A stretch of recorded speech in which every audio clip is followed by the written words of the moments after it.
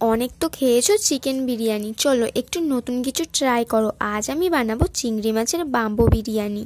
Bamboo biryani বানানোর জন্য প্রথমে হাঁড়িতে জল দেব, তারপর সাদা তেল দেব, তারপর দেব গোটা গরম মশলা আর তেজপাতা। জলটা ফুটে এলে এর মধ্যে আমি চালগুলোকে দিয়ে দেব।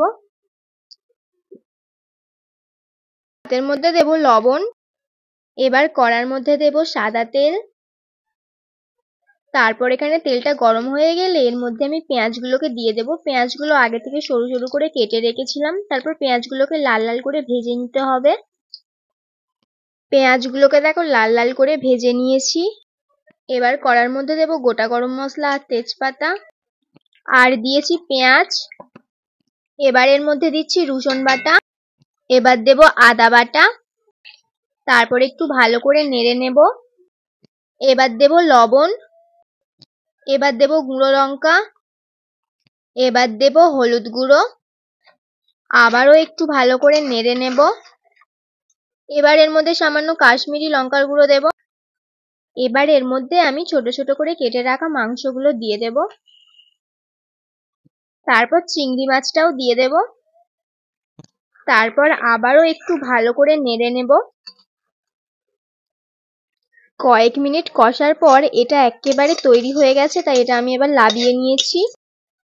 এবার কড়াই দেব সাদা তেল।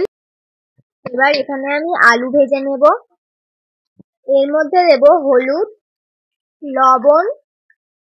এবার আমি এখানে রং গুলে নিয়েছি, রঙের মধ্যে দিয়েছি কেওড়া জল আর গোলাপ জল। এবার এর মধ্যে দেব আতর। এবার আমি ভাতের উপরে মাংসটা দিয়ে দিয়েছি। এবার এর মধ্যে আমি বিরিয়ানির মশলা দিয়ে দিচ্ছি।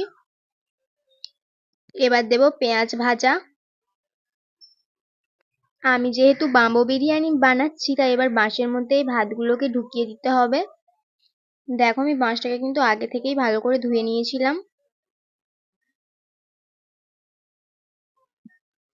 দেখো বাঁশের ভিতর ভাতটাকে ঢোকানো হয়ে গেছে। এবার এর মধ্যে আমি একটা আলু ঢুকিয়ে দিয়েছি। এবার আমি একটা চিংড়ি মাছও ঢুকিয়ে দিয়েছি।